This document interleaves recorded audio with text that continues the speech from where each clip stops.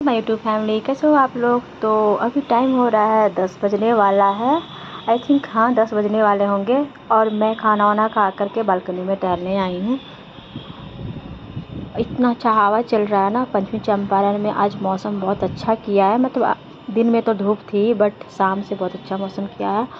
और जैसे ही बालकनी में आती हूँ मैं, उसके बाद इतना अच्छा स्मेल आता है। अचानक से मुझे इस पे नज़र आता है और आप देख सकते हैं कि ये मोगरा प्लांट कितना ज़्यादा फ्लावरिंग हो रहा है इसमें।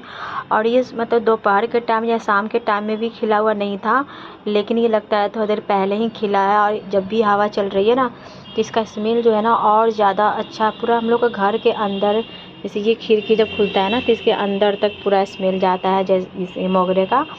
तो देख सकते हैं कि कितना सारा फ्लावर खिला हुआ है। तो आप लोग ज़रूर अपने गार्डन और बालकनी में ये मोगरा प्लांट लगाइए, ताकि फ्रेश हवा के साथ ये फ्रेश स्मेल भी मिले। Thank you so much. Good night, bye bye.